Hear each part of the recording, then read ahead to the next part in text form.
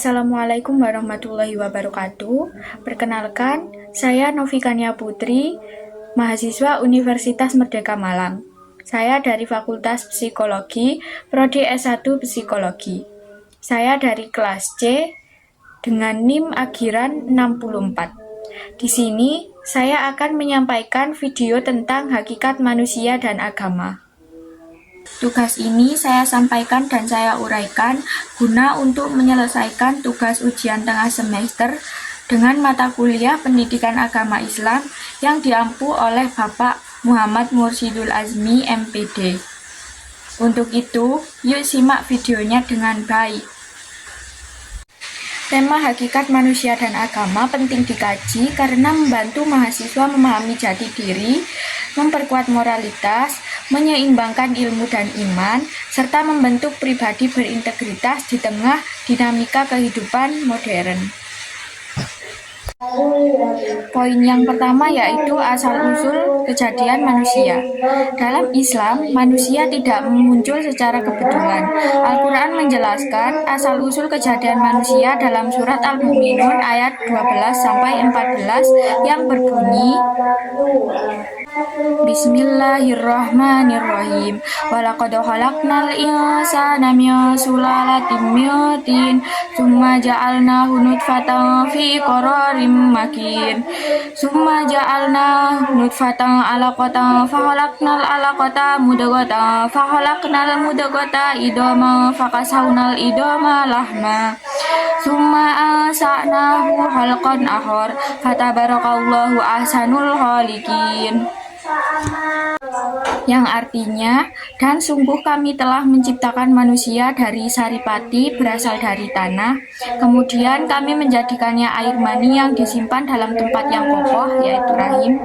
Kemudian, air mani itu kami jadikan sesuatu yang melekat, lalu sesuatu yang melekat itu kami jadikan segumpal daging, dan segumpal daging itu lalu kami jadikan tulang belulang.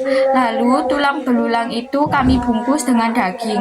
Kemudian kami menjadikannya makhluk yang berbentuk lain. Maha suci Allah, pencipta yang paling baik. Ayat ini menegaskan bahwa manusia berasal dari unsur tanah, sesuatu yang sederhana, namun dimuliakan karena diberi ruh oleh Allah. Tubuh manusia bersumber dari bumi, tetapi ruhnya berasal dari sisi Allah. Inilah keseimbangan antara dimensi jasmani dan rohani. Manusia memiliki potensi tinggi untuk beriman, berpikir, dan berbuat baik. Namun juga bisa jatuh jika mengikuti hawa nafsu. Dijelaskan juga dalam Al-Quran surat Al-Hijr ayat 28-29 yang berbunyi, Wa idza qala rabbuka lil malaikati inni khaliqum basaram min salsalim min hama'im masnun fa idza sawaitu wa nafakhtu fihi min ruhi faqa'u lahu sajidin.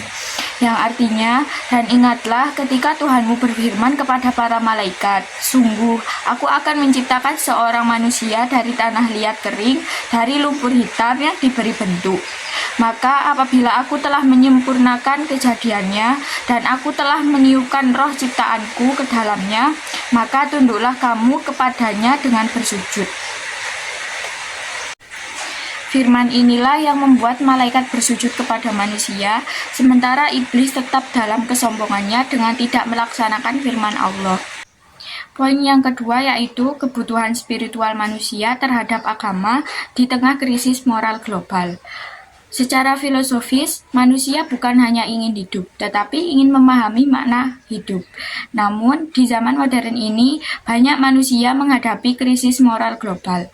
Kemajuan teknologi dan ekonomi tidak selalu disertai dengan kemajuan spiritual.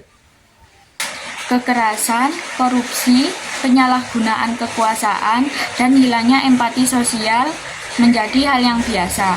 Manusia modern sering menuhankan akal dan materi, namun melupakan dimensi rohani. Padahal manusia memiliki kebutuhan spiritual yang tidak bisa diabaikan. Kebutuhan itu adalah fitrah naluri alami untuk mencari dan mengenal Tuhannya. Allah berfirman dalam surat Ar-Rum ayat 30 yang berbunyi, Fa'akim wajhaka lidini hanifa fitratallahi allati fataran nasa 'alaiha la tabdila li khalqillah dzalika dinul qayyim walakinna aksaron nasi la ya'lamun, yang artinya, maka hadapkanlah wajahmu dengan lurus kepada agama Islam sesuai fitrah dari Allah yang telah menciptakan manusia menurut fitrah itu. Tidak ada perubahan pada ciptaan Allah tersebut. Itulah agama yang lurus, tetapi kebanyakan manusia tidak mengetahui.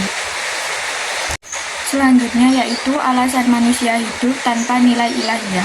Manusia diciptakan dengan fitrah, yakni potensi untuk mengenal kebenaran dan mencintai kebaikan. Namun, fitrah itu bisa tertutup oleh hawa nafsu, ambisi dunia, dan pengaruh lingkungan modern.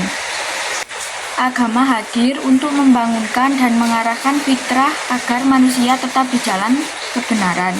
Tanpa nilai-nilai ilahiyah, manusia akan mudah tersesat oleh ego dan keserakahan. Kita bisa maju secara teknologi, tapi tetap kosong secara spiritual.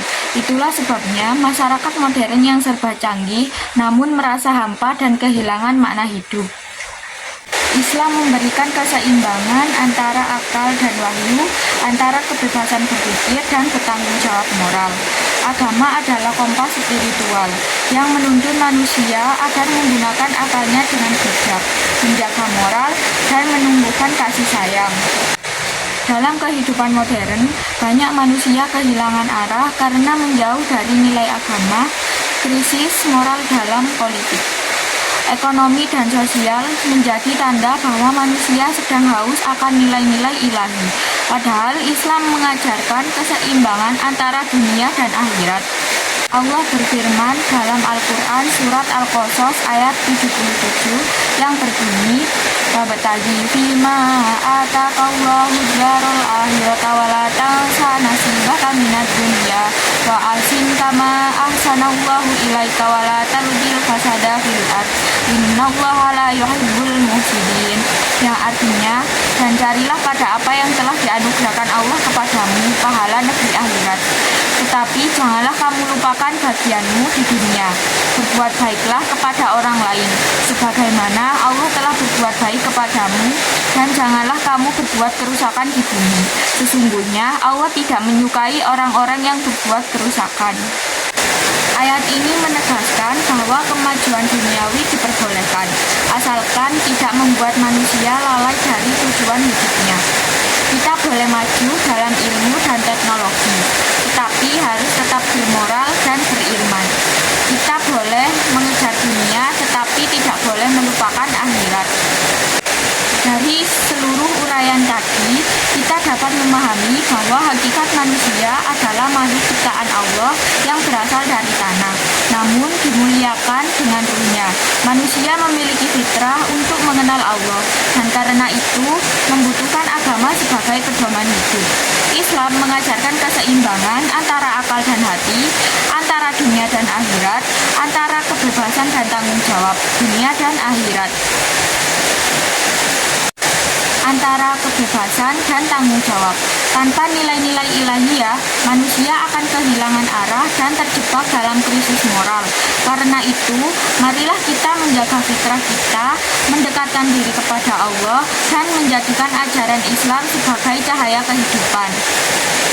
Allah juga berfirman dalam surat Al-Baqarah ayat 38 yang berbunyi, "Qulna bitu minha jami'a fa imma ya'tiyannakum minni hudan faman tabi'a hudaya fala khaufun 'alaihim wa lahum yahzanun," yang artinya, kami berfirman, turunlah kamu semua dari surga. Kemudian, jika benar-benar datang petunjukku kepadamu, maka barang siapa mengikuti petunjukku, tidak ada rasa takut pada mereka, dan mereka tidak bersedih hati. Ayat ini menegaskan bahwa siapa yang mengikuti petunjuknya tidak akan merasa takut ataupun bersedih. Semua ayat tersebut menggambarkan bahwa manusia memerlukan nilai-nilai ilahiyah agar hidupnya terarah, damai, dan bermakna baik di dunia maupun di akhirat. Dari sudut pandang spiritual atau keagamaan, banyak yang berpendapat bahwa manusia pada dasarnya tidak bisa hidup tanpa Allah, karena Allah adalah sumber kehidupan dan menempatkan kekekalan naluri spiritual dalam hati manusia. Manusia tidak bisa hidup tanpa nilai ilahiyah karena nilai tersebut adalah sumber makna, moralitas, dan kedamaian batin. Nilai-nilai ilahi membimbing manusia agar tidak tersesat dalam arus materialisme dan krisis moral di era modern. Dari pembahasan ini, kita belajar bahwa memahami hakikat manusia dan agama bukan hanya soal teori, tetapi tentang bagaimana kita memaknai hidup sebagai makhluk ciptaan Tuhan. Semoga materi ini mengingatkan kita untuk selalu menjaga keseimbangan antara akal, moral, dan spiritual di tengah kehidupan modern yang penuh tantangan. Sebagai mahasiswa di era modern, mari kita jadikan pemahaman tentang hakikat manusia dan agama sebagai dasar dalam berpikir, bersikap, dan bertindak. Karena masa depan yang baik dimulai dari manusia yang mengenal dirinya dan Tuhannya. Demikian penjelasan dari saya tentang hakikat manusia dan agama. Semoga melalui pembahasan ini kita dapat lebih memahami siapa diri kita sebenarnya, serta menyadari pentingnya peran agama dalam membimbing manusia menuju kehidupan yang bermakna dan seimbang di era modern ini. Terima kasih sudah menyimak, semoga bermanfaat. Sekian dari saya akhiri. Wassalamualaikum warahmatullahi wabarakatuh.